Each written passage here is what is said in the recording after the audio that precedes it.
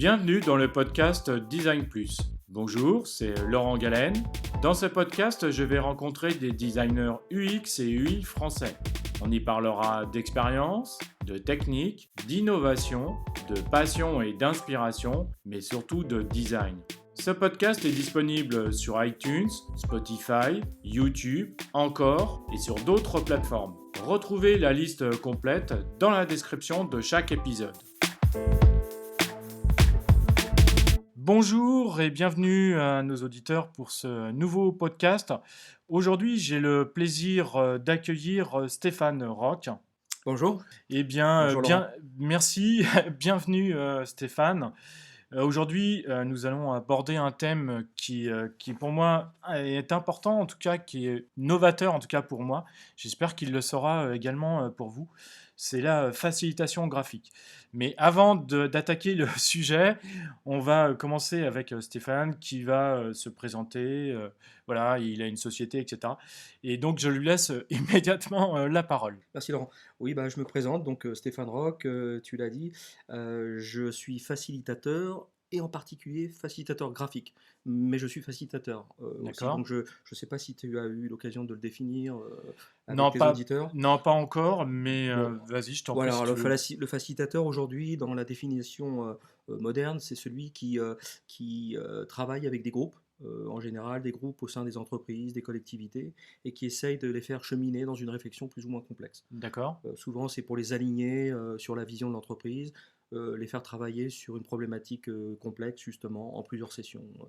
Et ça passe par des techniques diverses, où on va bouger, on va chanter, mais on va aussi réfléchir, et il y aura forcément les fameux post-it. Voilà. D'accord. Donc chanter et danser Ça aussi. arrive, oui, oui, bien Ah, sûr, d'accord. ça arrive, ça arrive. On peut le faire en extérieur, on peut le faire dans une salle.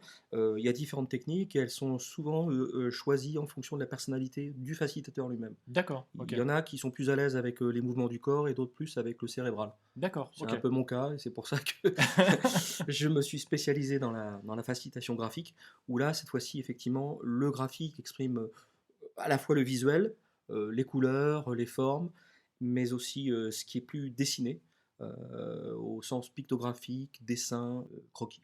D'accord. Ok. Donc, je le disais, tu as une société. Donc, qu'est-ce que tu fais dans cette société en fait? Alors, ma société, moi, je suis indépendant. J'ai un nom commercial pour mon entreprise qui s'appelle Visual Brain. J'ai un site internet et D'accord. mon entreprise, mon activité consiste à faire de la formation sur cette thématique. Alors, la facilitation et la facilitation graphique en particulier. Je fais du conseil aux entreprises en termes de management et de management visuel aussi. D'accord. Et puis, je fais de la facilitation graphique au sens où j'interviens pour des entreprises qui ont besoin d'être accompagnées dans une réflexion le temps d'une demi-journée, d'une journée ou de plusieurs journées sur Ouais, plusieurs bien sûr. semaines. Ouais. D'accord. Voilà. Ok. Et comment es-tu? Est-ce qu'on peut dire que tu es devenu designer Alors, est-ce que je suis devenu designer? Quand j'ai commencé il y a quelques années, je ne m'appelais pas designer, non. Je m'appelais, j'étais facilitateur surtout, et j'aimais dessiner. Et ça, je l'ai D'accord. toujours su depuis tout petit. Je me souviens dessiner quand j'étais à l'école, en classe. J'avais des scrupules à le faire, mais c'est plus tard que je me suis aperçu que c'était utile. Hmm, Voilà. hmm. Mais designer, oui, en fait, effectivement, designer au sens anglo-saxon du terme, c'est-à-dire Ouais. de concevoir. Design, c'est quand même concevoir. Et donc, quand il s'agit de concevoir une proposition, une idée, un projet, eh bien, effectivement, je suis designer. Et D'accord. j'essaie de le faire avec des groupes, justement. D'accord. Et donc, comment es-tu devenu designer? Eh bien, je suis devenu designer sans le savoir, tout doucement, inconsciemment au sein des entreprises. D'abord, quand j'ai commencé, puisque j'ai une formation de consultant informatique, D'accord. de développeur Hmm. aussi. Donc, j'ai développé des logiciels, je les ai vendus, j'ai essayé de les vendre, mais en faisant des dessins, Hmm. des workflows, des ordinogrammes et tout ça. Je me suis D'accord. aperçu que c'était un point de passage obligatoire pour faire comprendre non seulement aux collègues professionnels, Hmm, hmm, souvent, hmm, hmm. mais aussi aux clients, et surtout aux clients.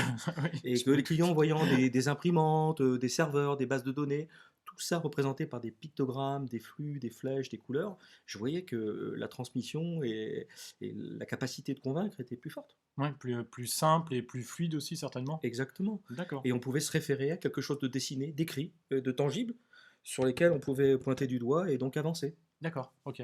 Et donc, tu es facilitateur graphique depuis? Alors voilà, donc moi j'ai toujours fait un petit peu de facilitation graphique comme ça naturellement au sein des entreprises, jusqu'à il y a 10 ans, où là je me suis décidé à en faire mon métier. D'accord.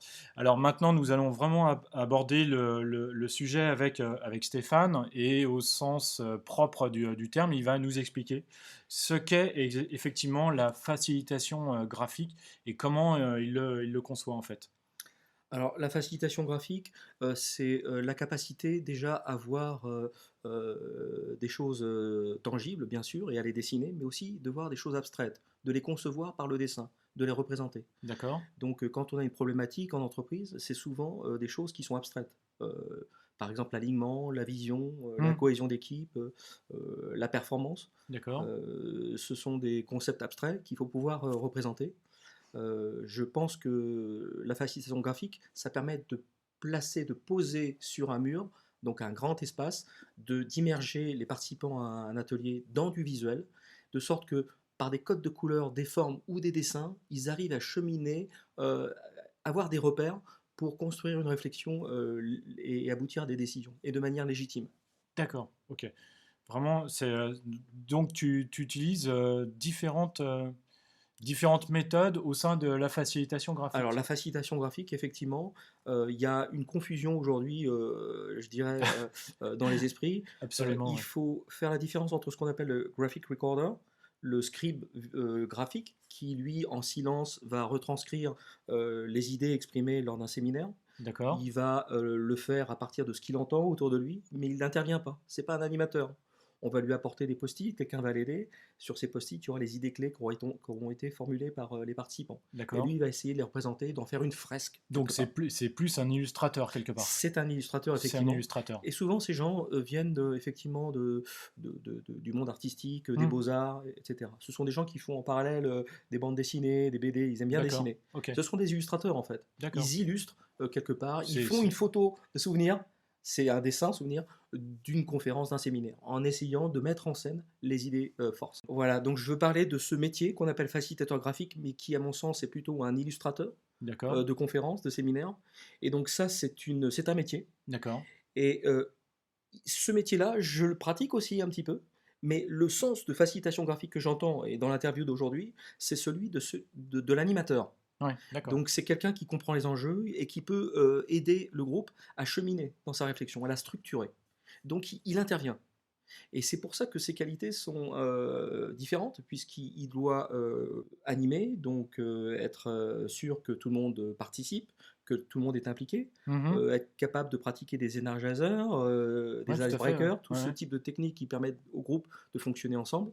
Et puis, effectivement, il sait poser des questions, il sait revenir sur des choses qui paraissent, qui sont pas claires, valider que tout le monde est aligné, synchronisé, et puis, effectivement, à un moment donné, et même tout au long de l'atelier, être capable de prendre des post-it, d'en choisir la couleur, de définir une convention de couleur, de forme de post-it, de les mettre sous forme de cartes. Ça peut être des cartes mentales, ça peut être Hmm, d'autres types de cartes, hein. Un hmm, hmm. tableau est aussi une carte mentale quelque Absolument, ouais, part. tout à fait. Ouais. Mais il est aussi à un moment donné capable de rentrer dans le détail des idées, des contributions, et d'en faire un petit croquis, quelque chose d'un peu plus dessiné, qui fait que visuellement, l'impact sera plus fort.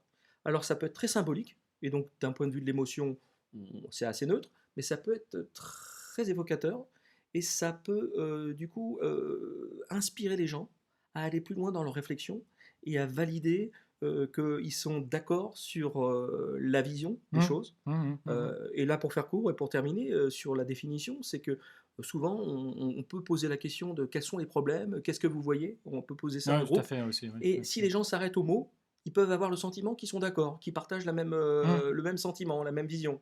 Or, si on leur demande de dessiner, eh bien, on voit des choses différentes. Ouais, Alors, ça peut être complémentaire, ça peut être des synonymes visuels, Ah oui, tout à mais fait. souvent, c'est des perceptions et même une manière d'appréhender les problèmes vraiment différentes. Ça peut être intéressant, mais ça peut être aussi une alerte. Je suis vraiment content d'avoir Stéphane et qu'il puisse faire un point sur ce que c'est vraiment la facilitation graphique. Et on voit bien que c'est pas du tout de l'illustration au sens propre du terme. Je suis vraiment content. Encore merci. Et donc, depuis quand es-tu facilitateur en fait? Eh bien, effectivement, moi j'ai commencé il y a 10 ans, c'est ce que je disais. J'ai commencé il y D'accord. a 10 ans à être d'abord facilitateur. Graphique, c'était une option de la facilitation, mais j'ai bien compris que pour être facilitateur graphique, il fallait être facilitateur, au sens que j'ai donné tout à l'heure, Mmh, hein, mmh mh. le deuxième sens, le vrai pour moi. Et facilitateur, ça veut dire être capable d'animer un groupe, d'essayer d'en tirer le maximum de son Ouais, tout à énergie, fait. Ouais, et ouais. de Mmh, savoir faire mmh. des pauses, de savoir le rythmer, de savoir ramener les gens qui décrochent un petit peu. Mmh, Donc, mmh, mmh, être mmh. facilitateur, c'est être animateur. Et utiliser des techniques qui sont propres à chacun. Être capable de reconnaître les profils créatifs des uns et des autres autour Mmh, dans mmh, une mmh, mmh, salle. mmh, mmh, mmh. On n'est pas créatif de la même manière. Et Non, donc je suis assez accepter que d'accord. certains soient en retrait parce qu'à un moment donné, on leur demande d'être créatifs sous une forme qui n'est pas la leur. Mmh, mmh, mmh, mmh. Donc c'est ça. Donc être facilitateur graphique, c'est être facilitateur, parce que animateur, de la créativité. Et D'accord, donc je me suis formé aux techniques de créativité. d'accord. Et bien sûr, j'ai développé la part que j'avais déjà en moi, qui était celle de traduire en carte, en dessin, en graphique, les contributions des uns et des autres. D'accord. Mais le facilitateur graphique, et je vais juste rajouter ça, il invite aussi les participants à un groupe à contribuer de manière graphique. Donc souvent, les gens s'inquiètent: ah, je ne sais pas dessiner. Bien sûr, c'est souvent ce qu'on entend. Oui, je suis Mais on ouais. s'aperçoit Mmh que mh. très vite, des petits dessins naïfs, des petits croquis, tout simples, suffisent À exprimer à une capter idée. Mmh l'attention, à mh. exprimer une idée, à aller plus loin finalement. Mmh mh. Et mais du coup, il y a quand je disais, «Depuis quand es-tu?» c'est, moi, voilà, c'est la question suivante. Comment, devient-on un peu, facilitateur graphique? Alors comment on devient facilitateur graphique? Moi je Parce que dirais que tu l'as un peu ouais. abordé, mais est-ce qu'il y a des écoles, des formations, peut-être aujourd'hui, mais Aujourd'hui, il me semble qu'il n'y a pas d'école, hein. J'ai regardé, j'ai pas trouvé, d'école qui ah forme à d'accord, la facilitation graphique en tant que telle. Par contre, c'est vrai qu'il y a des écoles qui forment à la cartographie des idées. d'accord, Aujourd'hui, les cartes mentales, les mind maps comme on dit, mais les ouais. cartes mentales au sens général, on en trouve, partout. Il y a des logiciels, il y a des tutos Oui, oui, sur tout à fait, YouTube, et oui. cetera. C'est Mmh. sûr, et même dans les écoles, on utilise ce type d'outils. Mais la formation au métier en tant que tel, être capacité d'utiliser son cerveau gauche, cerveau droit en permanence, et c'est pas de manière alternée, une heure l'un, une heure l'autre, non, Mmh. c'est constamment, hein. Et donc cette capacité à aussi bien naviguer dans un tableau Excel qu'à dessiner un petit croquis, eh bien ça c'est quelque chose qui fait partie du savoir-faire Mmh. du facilitateur graphique.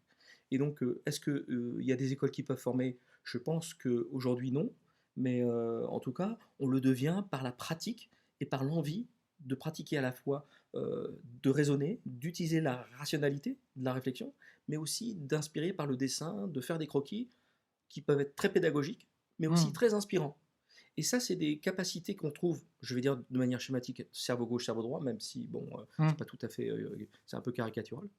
Mais c'est ça, c'est à développer des compétences, à la fois du dessin, de la vision, et puis de la réflexion, du séquentiel, de la logique. Et un facilitateur graphique, c'est aussi quelqu'un qui sait écouter, parce que sinon il ne peut pas retranscrire. Mmh. Il sait C'est évident, écouter, oui, oui. c'est difficile d'écouter, surtout quand on est jeune, c'est pour ça que... Mmh. Et c'est quelqu'un aussi qui a de l'expérience, et qui a du vécu, en entreprise et de manière générale. Pourquoi? Parce que dans un groupe, il y a des sensibilités qui s'expriment, il y a des avis, il y a des choses qui se passent, et si on n'a pas un peu vécu, on ne peut pas rentrer en résonance avec ce qui est dit. Et du coup, on ne peut pas les capter ces contributions comme des éléments sensibles à un moment donné. D'accord. Et donc, il faut de l'expérience, il faut du vécu, et il faut avoir un cerveau gauche et un cerveau droit. D'accord, donc ça voudrait dire en fait que tu es en train de nous dire un petit peu que pour être facilitateur graphique, il faut avoir déjà du vécu, c'est ce que tu viens de dire, mais plusieurs années d'expérience dans le design de façon globale. Donc c'est Alors, pas plutôt, forcément dans le design, hein. d'accord, mais c'est plutôt, ce métier s'adresse plutôt à des mid-seniors ou à des seniors, quoi, Oui, en fait. oui, tout à fait. D'accord. Oui, parce que la facilitation graphique, alors attention, après, elle peut s'appliquer à un domaine très pointu Hum, pour lequel il ne faut pas forcément aller très loin, hein. hum. Mais imaginez que vous soyez animateur, facilitateur graphique d'un atelier de réflexion sur les résidences de seniors. Oui, effectivement. Vous voyez ce que Ouais, je veux dire? ouais, ouais. Il faut être capable de rentrer en empathie à un moment donné. Ouais, Vous ne c'est pouvez clair. pas être Ouais. simplement le rapporteur d'idées exprimées autour de la table Hum, sans avoir une empathie, une sensibilité développée. hum, Donc il faut forcément avoir un vécu et avoir, être entouré peut-être de personnes, de seniors qui sont confrontés à cette problématique. hum, Alors hum, évidemment, hum. on ne peut pas être confronté à toutes les situations possibles qu'on va faciliter, mais il faut être ouvert et avoir suffisamment de vécu pour pouvoir s'accrocher et comprendre ce qui est dit autour de la table. Merci Stéphane. J'ai une autre question que je voulais te poser. Est-ce que tout le monde dans une entreprise peut participer à une session de facilitation graphique? Il n'y a pas de souci, mais il y a Hmm. quand même un prérequis, c'est que les gens soient bien avec eux-mêmes et avec le groupe, au sens où s'ils sont abîmés, il y a des tensions, il y a des rivalités, la facilitation graphique, à moins que ce soit le thème Oui, ça peut être le thème, oui, du de coup. l'atelier, mais si ça ne l'est pas, l'atelier va pas bien se passer. Et c'est pas parce qu'il est graphique ou pas d'ailleurs. C'est que quelque part, il faudra faire intervenir des coachs d'entreprise qui vont s'assurer que le groupe travaille pour être aligné, quoi, Hmm, synchronisé. hmm, hmm, hmm. Mais un facilitateur graphique, c'est pas a priori un coach.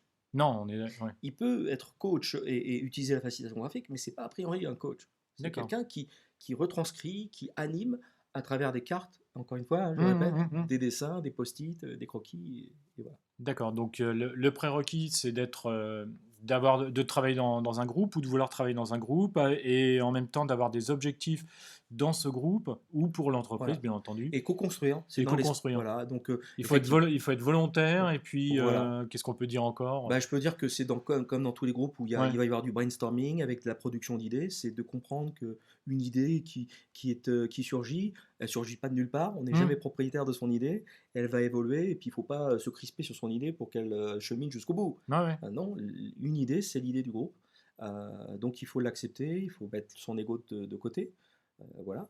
Et en ce qui concerne la facilitation graphique proprement dite, eh bien, a priori, il n'y a pas grand-chose en plus, si ce n'est à accepter l'idée que on va représenter, on va dessiner les choses, on va les mettre en carte. Donc on va rentrer dans un niveau de profondeur de détail qui peut perturber aussi parfois, c'est pour aller vers la transparence. D'accord. Ok. Ouais, Dessiner, c'est à un moment donné se mettre un peu à nu. ouais, ouais, Hein, ouais. on peut s'arrêter sur des mots, c'est facile, mais quand on Hmm. commence à dessiner une scène, les gens disent ce qu'ils voient, et là on va plus profond. Et puis je pense il y a pas, tu as dû certainement le rencontrer tout à l'heure. Tu disais un petit peu le fait que, comment dire, que dessiner, tout ça, tu l'entends souvent. Je ne sais pas dessiner, Alors mais effectivement, le fait de passer au tableau, entre guillemets, pour dessiner, je pense que déjà à l'école, on nous l'apprend pas assez d'aller au tableau naturellement, etc. C'est quelque part un petit peu la punition, j'ai envie de dire, d'aller au tableau et de réciter devant les gens, ouais. ben, les autres élèves. Je pense qu'on a encore cette idée quelque part bien ancrée au fond de nous quand il va falloir se projeter au mur ou sur un tableau et dessiner. Je ne sais pas Ouais. ce que tu en Ben penses. moi, ce que j'en pense, c'est que c'est tout à fait ça. On sait écrire aujourd'hui. Il y a Mmh, une époque où les gens ne savaient pas écrire, hein. Ils faisaient mmh. appel à un écrivain public Ouais, pour absolument, écrire ouais, leur tout à fait. courrier. Ouais. Aujourd'hui, c'est un peu la même chose. Mmh. Parfois, on voudrait dessiner, mais on va faire appel tout de suite à un illustrateur. C'est quand même un peu fou. Ouais. Donc, effectivement, il y a cette appréhension de je ne sais pas dessiner, donc ça sert à rien que j'aille à l'atelier. On va me demander de dessiner mes idées, je ne saurais pas faire, et je vais peut-être éventuellement paraître pour incompétent, ce Mmh. qui arrive souvent, hein. Ouais, je me doute, ouais, Et tout à donc, fait. Ouais. Mmh. moi, je me suis retrouvé avec des ateliers où il y avait des managers, et puis les managers, l'équipe, et dans l'équipe, des gens qui dessinaient bien mieux, et qui Mmh. arrivaient à concevoir, à conceptualiser les choses bien mieux que le manager. Alors, est-ce que c'était une technique de dessin ou de conceptualisation? Je ne sais pas, mais en tout cas, le manager, parfois, s'est trouvé un peu voilà, en Oh, difficulté. d'accord. Et donc, il faut rassurer les gens et leur dire que le dessin, c'est pas du dessin artistique qu'on demande, c'est des petits croquis, il y a des petits personnages, il y a des Mmh, mmh, petites mmh, mmh. scénettes. Donc, on s'appuie sur des formes de base et l'idée, c'est de les mettre en forme, on va les mettre en scène pour que ça exprime des idées. Mais n'oublions pas que le texte est toujours là de toute façon Ouais, tout à et fait. que Ouais. les Ouais. idées qui sont produites à travers le dessin sont aussi commentées Mmh, mmh, mmh. et que le dessin, ça va être l'outil pour se souvenir de ce qui avait été dit. Mmh.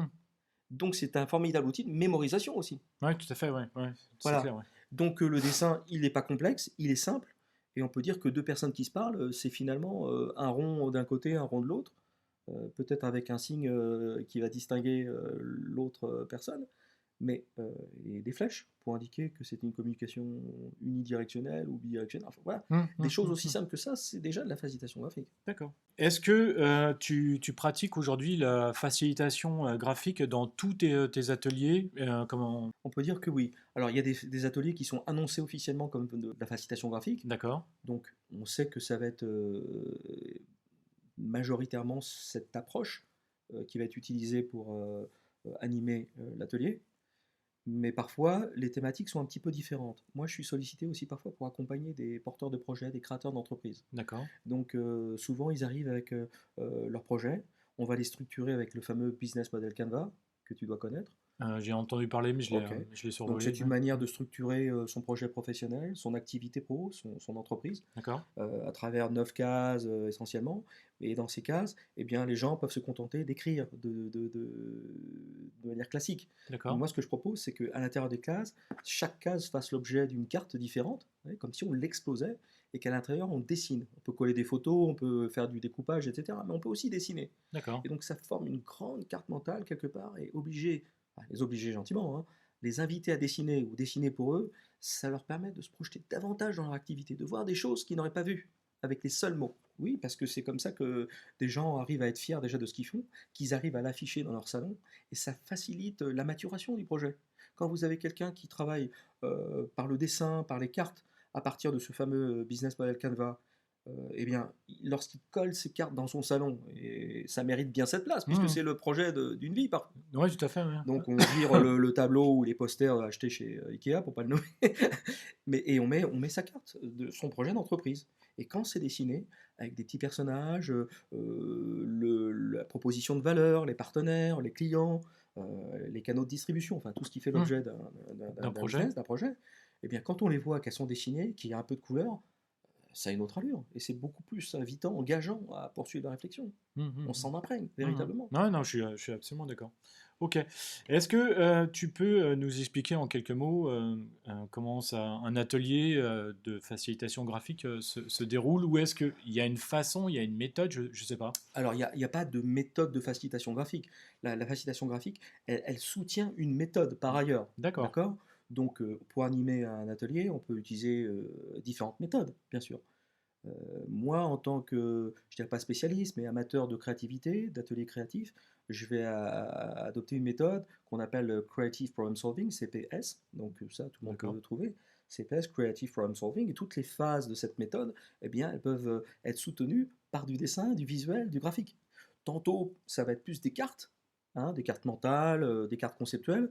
Et puis parfois, évidemment, à un moment donné, dans ces cartes conceptuelles, ou nœuds, au cœur de ces cartes, il y aura de temps en temps des dessins, des choses plus dessinées, parce que ce sont des points sensibles, des propositions clés qu'on aura envie de représenter pour pouvoir justement aller plus loin. Donc effectivement, dans un brainstorming, dans un atelier de créativité, on va produire des idées, et puis on va converger. Et puis à nouveau, à partir de cette sélection, on va à nouveau diverger pour reconverger. D'accord, Et cette OK. alternance de divergence-convergence, eh bien, lorsqu'elle est faite en carte et en plus en dessin, eh bien, elle permet aux gens de se repérer, de voir les idées qui sont proposées, de les enrichir, de Mmh, les mmh mh, amender, mmh. d'en faire des variantes.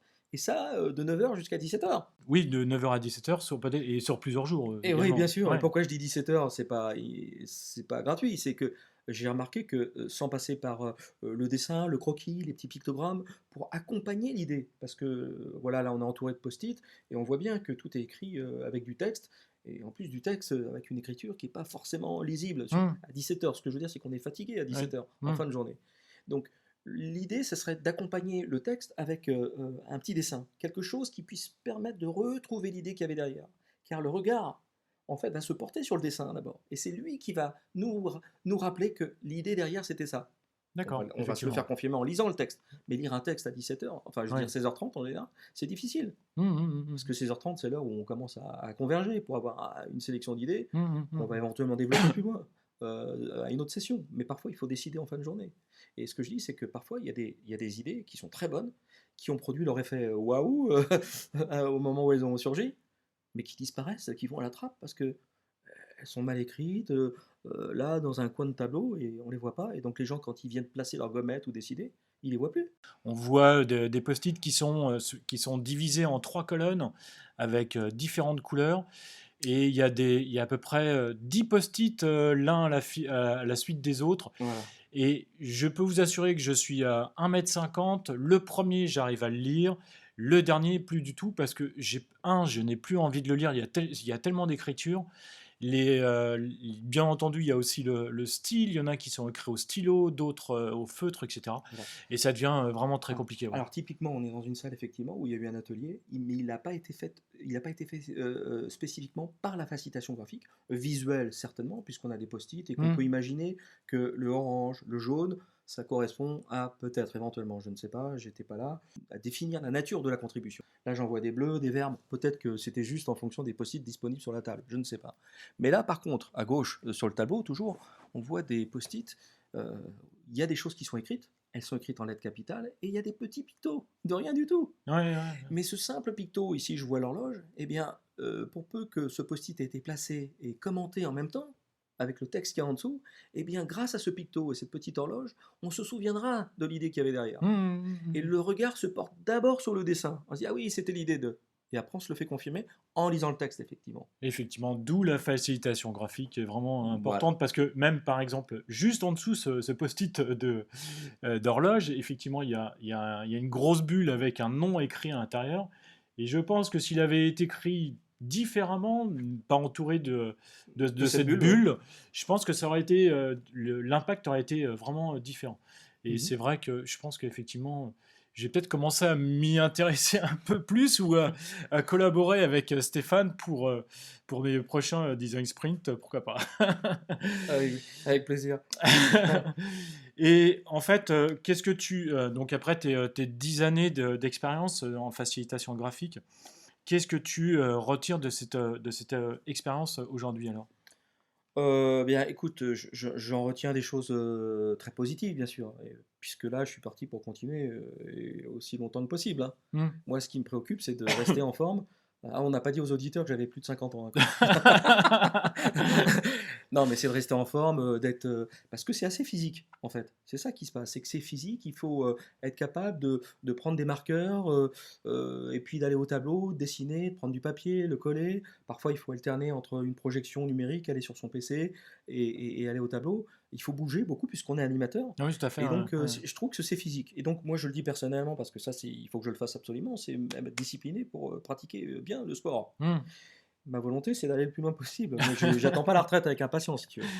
Mais ce que je veux dire, c'est que j'ai connu pendant ces 10 années des choses positives. Et là, c'est pour ça que je suis ravi de faire ce métier, de continuer. Le positif, c'est effectivement d'avoir, je parlais des porteurs de projets, c'est de les avoir accompagnés, Hmm. d'avoir vu leur carte, leur fameux business model Canva, riche d'informations et de dessins en particulier, et se développer, se déployer sur plusieurs cartes, hein, D'accord. et d'assister au démarrage de leurs activités. Alors, j'ai probablement eu ma petite contribution, Ah oui, hein, un donc petit ça, peu. c'est ma fierté. Mais pour parler d'animation de groupe dans des entreprises ou des collectivités, bah, c'est de voir qu'ils étaient contents au bout d'une journée ou de plusieurs jours, parce qu'ils avaient travaillé en bonne intelligence ensemble, ce qui est déjà pas mal, Oui, tout à fait. Ouais. et qu'en plus, ils avaient pris une décision qu'ils sentaient légitime. Hmm, hmm, Donc ça booste les équipes de savoir qu'ils ont travaillé ensemble et que les débats, les échanges étaient apaisés et qu'ils aboutissent à des décisions hmm. et qui sont légitimées par la force du groupe, par le collectif. Donc c'est ça mon plaisir, moi, dans ce métier. Oui, tout à fait. Puis je pense qu'il y a un côté humain aussi, relation humaine. Je sais pas, quand tu travailles plusieurs jours avec un même groupe, c'est un peu. Moi, c'est ce que j'ai vécu dans les design sprints, c'est que tu te rapproches de plus en plus des gens et il y a des échanges qui se font Mhm. pendant le design sprint, mais aussi en dehors naturellement. Et il y a des liens qui se créent, même si ça reste professionnel. Tout à fait. Voilà, il y a un côté humain qui est assez important. Mhm. Je pense que lors d'ateliers de facilitation graphique, tu dois ressentir les mêmes émotions, on va dire, Non, quelque c'est part. vrai, on peut parler d'émotions, ouais. Parfois, on a des groupes qui sont anxieux, qui sont angoissés parce qu'ils se demandent où ils vont, ils ont on leur fait confiance. La direction, lorsqu'elle est sincère, ça arrive Hmm, souvent, mais parfois non. Mais quand lorsqu'elle est sincère, eh bien, elle les invite à travailler ensemble. Et l'enjeu, c'est que c'est eux qui participent à la décision. Donc, absolument, ouais. la décision de la société, elle est entre leurs mains aussi. Hmm, hmm, hmm. Donc évidemment, les dirigeants plus hauts, ils peuvent décider, mais ils vont, et ils le disent sincèrement, s'inspirer fondamentalement des décisions, des choix qui auront été pris pendant ces groupes de travail. Hmm. Donc ils ont une responsabilité et ils ont peur de mal faire, mais ils sont contents de cheminer gentiment, de manière structurée, en un jour ou plusieurs parfois, et d'avoir fait ça ensemble, Hmm, hmm, hmm. avec des gens qui au départ n'étaient pas censés forcément collaborer Travailler. facilement. Ouais, Ouais. ouais, d'accord. Ok. Est-ce que tu as peut-être des choses qui ont été moins favorables ou je sais pas. Oui, bien sûr, il y a toujours des peines et des déceptions, c'est Hmm. sûr. Et puis, On les corrige et parfois elles sont inhérentes au métier hein, aussi. Mmh. Mais oui, c'est parfois, je parlais de facilitation de manière générale, de créativité. Parfois, effectivement, je faisais un peu de forcing sur des groupes qui avaient des profils créatifs différents. Mmh. Il y a des profils qui sont, voilà, il y a des visionnaires, il y a des opérationnels, voilà, Mmh. et on peut être créatif de différentes manières. Donc c'est d'avoir un peu négligé les différences de ce point de vue-là entre les gens et d'avoir bâclé certains ateliers ou les avoir mal conduits à cause de ça. D'accord. Ça peut être aussi pas assez rythmé, être trop, on va dire, trop tolérant sur... parce que ça demande beaucoup de discipline, hein, en Ah ouais, fait, la ouais, facilitation. ouais. Il faut être discipliné et il faut faire accepter la discipline comme un ingrédient de l'efficacité. Donc parfois, par manque de discipline, eh bien, on se laisse déborder et on voit que le temps passe alors qu'on s'est engagé, même si c'est un peu contradictoire, mais on s'engage parfois à livrer quelque chose en fin de journée. Il y a un livrable, malgré tout. Et parfois, on se laisse déborder justement et on n'est pas en mesure de produire un livrable digne de ce nom. Ouais, et puis je reviens sur moi, ce que j'ai vécu en tant que facilitateur dans des design sprints. Je pense que effectivement, c'est un peu difficile parce que des fois, il y a même des discussions, des échanges qui sont importants dans un groupe. C'est des choses où les gens, des fois, n'ont pas échangé depuis très longtemps et il y a besoin d'échanger. Et on voit bien l'heure qui tourne, on voit bien que le moment est dépassé, mais on est obligé quelque part de laisser fluidifier un petit peu le Voilà, discours, c'est vrai. de laisser porter la discussion. Parce que si on coupe cette discussion, il y aura forcément des répercussions plus tard. Et moi, je pense que, en tout cas, je l'ai vécu comme ça, c'est que je pense, à un moment donné, faut laisser continuer à échanger, c'est important, quoi. Voilà, mais je dirais que le facilitateur, il doit le sentir, ça. Mmh. Il doit sentir si la discussion, les échanges, ils sont longs, ils sont en train de faire dérailler le timing, mais qu'ils sont incontournables. Il faut que le Mmh. facilitateur le sente. Mais parfois, il y a des discussions qui tournent en rond et on voit bien qu'il y a des gens dans le groupe qui commencent à s'impatienter, à se dire mais qu'est-ce qu'il fout en fait le facilitateur, l'animateur et il faut qu'il reprenne les Ouais, choses en tout main. à fait, ouais. Et c'est ça qui est difficile, c'est qu'il faut sentir les choses. À un moment donné, il faut lâcher du lest, à un moment donné, il faut tenir bien tout le monde en place. Et c'est subtil. Mmh, mmh. Et comme les gens sont différents, ils ont en plus une perception différente de, on va dire, la discipline, le timing, Absolument, le tout à rythme. fait. Mmh. Voilà, il y en a parfois, ils me disent ça va trop vite, d'autres ils me disent on n'a pas le temps. Et c'est ça la grande difficulté, c'est un art en fait, voilà, c'est ce que j'ai envie de dire, c'est un art. C'est un art. Ouais, C'est c'est vraiment c'est une perception, moi, en tout cas, c'est un travail sur l'humain qui est. Pour moi, ça a été une véritable expérience, une nouvelle expérience, mais je pense que c'est vraiment une expérience humaine intéressante et importante. Alors, pour terminer cette interview avec Stéphane, j'aimerais donc lui poser les fameuses trois questions que je pose à mes interviewés et à mes invités. Tout d'abord, la première, dans quelle société aimerais-tu travailler dans le futur et pourquoi? moi j'ai envie de répondre dans la mienne. Non, dans la mienne, parce qu'effectivement, je pense qu'un facilitateur graphique, un facilitateur, c'est quelqu'un aussi qui a un univers, qui essaie de faciliter bien sûr le travail des gens, mais qui a aussi son propre univers. Et c'est difficile parfois de travailler dans une entreprise parce qu'il y a un carcan, il y a des contraintes tout de suite qui arrivent et on peut manquer de liberté. Je trouve que moi, dans mon métier, j'ai besoin d'être autonome dans la manière d'appréhender l'atelier, comment l'organiser, le structurer, et de pouvoir en conscience dire là il faudra 5 jours, là il en faudra 10, et me libérer des contraintes que pourrait m'imposer une direction dont la Hmm, vision est extrêmement économique des choses. d'accord. Voilà. Bon, voilà, donc c'est dans la mienne, mais évidemment, la mienne, ça ne veut pas dire travailler seul. Hmm, Ça veut dire travailler avec des partenaires. J'aime beaucoup les partenaires qu'on rencontre comme ça, parfois, parce qu'on a besoin d'être ensemble, parce qu'il y a beaucoup de monde et qu'il faut être en co-animation. Et là, on fait de superbes rencontres avec des gens qui apportent des choses, même sur le métier de la facilitation graphique, au sens où je l'entends moi, Ouais, ouais. avec des méthodes, une approche, un style qui est vraiment différent. Donc on peut travailler ensemble, mais en étant complètement différents. Et ça, je trouve ça bien. Et c'est ça, c'est pour ça que je dis que c'est un art. C'est D'accord. que chaque artiste est quelque part un peu différent. Voilà. Ah ouais, ouais. Et c'est ça qui me passionne. Donc voilà, dans la mienne. Alors, bon, après, travailler en partenariat ou en sous-traitance, c'est bien aussi. Ouais, tout Voilà. à fait, absolument. D'accord. Donc tout à l'heure, tu disais que tu étais designer au sens noble du terme, au sens anglais du terme. Alors, qu'est-ce qui te différencie? Donc, la deuxième question, c'est qu'est-ce qui te différencie d'un autre designer? Ça, c'est difficile à dire. Moi, je pense que effectivement, c'est ce que je disais tout à l'heure, je suis très créatif, en fait. Je pense que c'est important, pour, tout de suite, voir, ou proposer, une image, une illustration à une idée. J'aime bien quand quelqu'un me dit: «Ah bah oui, c'est intéressant, on peut le voir comme ça». Donc je dirais aussi que j'ai l'impression d'être très agile sur mes 2 cerveaux, d'être D'accord? capable de passer de la logique, du séquentiel, du rationnel à quelque chose de plus artistique, de plus sensible. Je suis capable de passer de la fleur et des parfums, de ses couleurs, de ses teintes, de son halo, dans un champ comme ça, et tout de suite de passer à une description très technique, très, voilà, D'accord. naturaliste. Ok. Du Et donc, et oui, effectivement, c'est pas forcément donné à tout le monde. Comment que ça se fait que tu arrives à passer de l'un à l'autre? C'est quoi? alors je ne sais pas, C'est normal ou, je ne sais ou pas, mais je c'est un travail que tu as fait?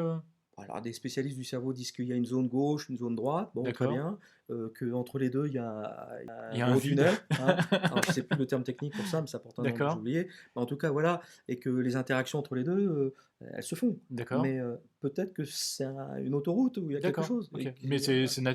tu l'as toujours eu. Et je l'ai toujours eu, ouais. D'accord. Ok. Ouais, ouais. D'accord. Ok. Ouais. Parce que je pense que si j'avais pas eu ça, je j'aurais pas eu l'idée de faire ce métier. En Hum, fait, c'est hum, parce hum. qu'on l'a et on se dit: «Mais» moi, quand je faisais des trucs techniques, j'étais toujours en train de dessiner, et quand je dessinais, je pensais à l'aspect technique aussi, D'accord. Ok. et donc D'accord. à un moment donné, Effectivement. Ouais. et voilà, c'est pour ça qu'il y a 12 ans à peu près, ouais 12 ans, je me suis dit: «Mais on doit certainement pouvoir faire quelque chose de ce truc», et il y a plein de gens qui, à mon avis, sont comme ça, et peut-être probablement malheureux à faire que de la compta ou que faire des chiffres, ou que être dans un aspect très, artistique des choses.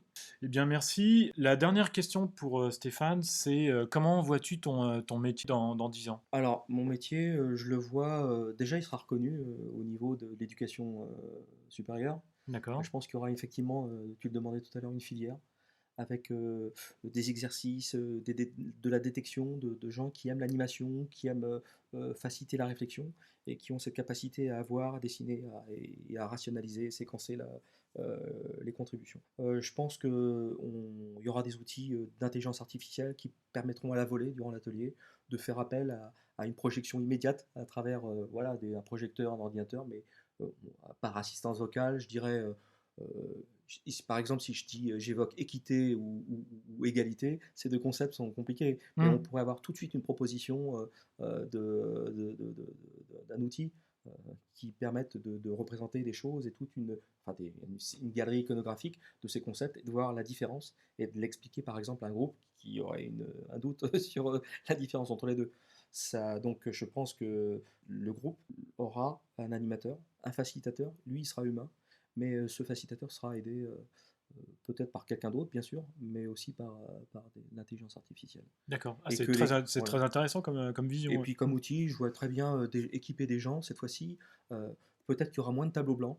Je pense que les tableaux seront dans la tête des gens à travers des lunettes, 3D, et que les cartes mentales que je manipulerai en bougeant mes doigts, mes mains comme ça dans l'espace, D'accord. je manipulerai donc, les ramifications, les nœuds de cartes mentales, et que tout le monde à travers ces lunettes, verra, ce que je fais, et que je pourrai écrire ou dire des choses, et le texte s'inscrira dans les nœuds des bulles avec des dessins que je dessinerai comme ça aussi à main levée dans D'accord. l'air ou sur un tableau. Mais d'accord. Mais alors, du coup, est-ce que les gens seront toujours en présentiel ou il y aura peut-être un système Alors évidemment, holographique? Je sais pas. alors bien Pourquoi sûr, pas? alors les gens, alors voilà, moi je crois beaucoup au présentiel, tant qu'on est humain, je pense au présentiel. D'accord. Alors on sera présent, mais c'est juste pour, aller un peu plus loin que la simple écriture sur un tableau blanc. D'accord. Le Ok. tableau blanc, c'est quelque part quelque chose d'un peu, c'est utile, hein, c'est très Hmm. bien de s'immerger comme ça, mais ça reste, c'est un marqueur sur un tableau, il faut effacer, Hmm. il y a des grands posters, il y a des feuilles de papier qu'il faut décaler vers la gauche au fur et à mesure qu'on avance dans l'atelier. Hmm. Et je pense que tout ça, c'est un peu lourd,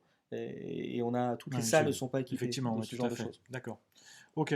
Bah, c'est une belle vision qui est, qui est très intéressante. Pour terminer cette interview avec Stéphane, j'aimerais te laisser en fait la conclusion et vas-y, on t'écoute.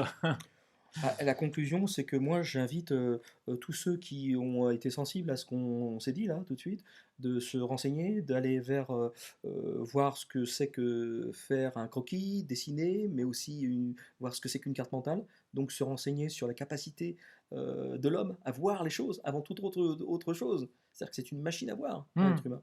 Et qu'une fois qu'on a compris ça, et qu'on est des apprenants visuels, se dire, bah, si je veux faire passer des messages, expliquer, rentrer dans la pédagogie, à moi de rentrer dans l'univers du graphique, des cartes, des dessins.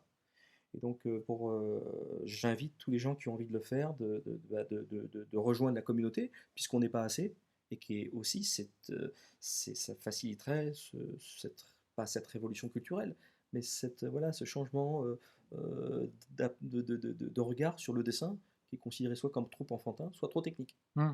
Et du coup, juste avant que tu donnes ta dernière phrase de conclusion, est-ce que tu disais à l'instant que vous n'êtes pas assez?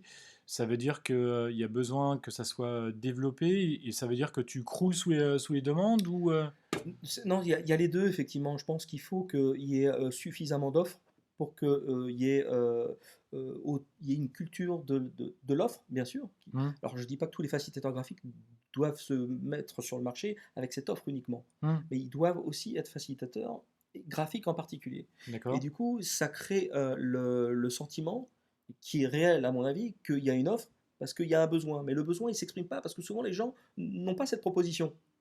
Donc il faut que les commanditaires, dans les entreprises, les managers, les groupes, se disent, ils le savent que le dessin peut aider, mais est-ce qu'il y a une offre? Et s'il n'y a pas assez d'offres, souvent les gens, il n'y a pas de visibilité du Hmm, métier, hmm, hmm, hmm, hein. hmm. Donc il faut qu'il y ait plus de professionnels qui se rendent visibles sur le marché, qui proposent leurs prestations, leurs compétences. Et du coup, les clients en face, ils se disent, oui, bien sûr, on voit très bien ce que vous voulez faire et on Hmm. va l'intégrer dans notre processus collaboratif, d'innovation, etc. D'accord. Et par rapport à cette offre, à cette proposition, est-ce que toi, à travers ta société, tu proposes des offres de formation, par exemple? Ah, je forme, moi je forme, je demande que ça. Et D'accord. je forme de plus en plus de gens à la facilitation graphique qui sont soit des gens en interne qui veulent le faire pour leurs propres animations en interne dans les grands D'accord. groupes, qui veulent s'approprier la technique, ce que je comprends. Et puis il y en a d'autres qui veulent se former pour pouvoir eux-mêmes faire ce que je fais finalement. D'accord. Ben, c'est super intéressant. Donc, ça veut dire que si vous aussi, vous souhaitez devenir facilitateur graphique, ben, je vous laisserai les coordonnées du site de Stéphane, de sa société, pour que vous puissiez le contacter. Et j'imagine que sur le site, il y aura toutes les coordonnées pour le contacter. Mhm. Et peut-être devenir facilitateur graphique dans les mois, ou je sais pas, d'ailleurs, ça dure combien de temps les formations que tu donnes? Et ce qu'il faut bien voir, c'est que pour être facilitateur graphique, il y a bien sûr, on aide les gens à mettre le pied à l'étrier. Ils découvrent cet univers-là. Certains sont plus ou moins avancés, hein, il faut le reconnaître. Ok, Mais en général, ces 2 jours, ce que je propose, c'est une troisième journée pour ceux qui veulent aller plus loin et avec un mois d'intervalle pour avoir d'accord, le temps de pratiquer entre la deuxième journée et la troisième et avoir un retour d'expérience. d'accord, Donc la ok. troisième journée est riche d'enseignement à ce moment-là. Mais de toute façon, ces 3 jours-là ne suffisent pas. Parce que s'il n'y a pas de pratique Derrière immédiatement, régulière, ouais, on ouais. ne peut pas. C'est un peu comme la musique. Si on ne pratique pas, c'est pas parce qu'on a appris le solfège qu'on sait faire du piano, par Hum, exemple. hum, hum, hum. Donc moi, ce que je dis, c'est que il faut avoir vraiment l'amour du métier, avoir envie de le faire et de prendre du temps pour pratiquer régulièrement, faire ses gammes quelque part. Mais moi, mon hypothèse, c'est que en général, les gens qui viennent vers cet univers, ils ont envie de le faire. Donc, ils vont le faire avec plaisir. Car sans plaisir, rien ne va se passer. D'accord, ok. Et ben ça, ce sera peut-être la dernière phrase de conclusion de Stéphane. Ouais, si je peux rajouter juste une Oui, chose, allez, je sur, t'en prie. sur le même sujet, c'est justement inviter les gens qui ont envie d'aller pratiquer ce métier euh, et les autres, c'est de réfléchir à la journée qu'ils ont passée, à un moment fort qu'ils ont soit vécu, soit observé, et d'en faire une petite scénette avant de se coucher ou après le repas, d'en faire une petite scénette comme ça en 5 minutes maximum, rapidement. Certaines seront réussies, d'autres ratées, c'est pas grave. C'est l'idée tous les jours de faire une petite scénette et d'en faire une galerie comme ça, une collection avec un titre, et puis de faire ça tous les jours. D'accord. Bah, je pense que c'est un bel exercice. Peut-être que je vais m'y prêter Ouais. également. En tout cas, bah, je voulais vous faire découvrir la facilitation graphique avec Stéphane. Et encore merci à toi, c'était vraiment très Un plaisir. sympa. Voilà, j'espère qu'aujourd'hui vous en apprendrez plus sur la facilitation graphique. Je pense que c'était important de pouvoir vous le faire connaître et de faire la différenciation entre ce qu'on appelle la vraie facilitation graphique et Graphic recording. Ouais, l'illustration, et etc. l'illustration. Oui, Voilà, c'est vraiment deux univers. Bon, c'est quelque chose d'assez proche, mais encore, c'est quand même, il fallait bien les identifier pour pas se tromper. Encore merci Stéphane c'est moi. pour cette interview, pour ce moment passé avec nous. Et puis bah, moi je vous dis à très bientôt pour un nouveau podcast. Merci encore de nous avoir écoutés. Et donc à très bientôt. Au revoir. Merci d'avoir écouté Design Plus, le podcast français sur le design UX et UI. Je vous donne rendez-vous prochainement pour un nouvel épisode. N'oubliez pas de vous abonner à ce podcast, de le noter, de le commenter et de le partager autour de vous. Vous pouvez me suivre sur YouTube, sur la chaîne LG Design UX UI, également sur LinkedIn où je suis très actif, et enfin sur mon site web www.laurentgalen.com. À très bientôt.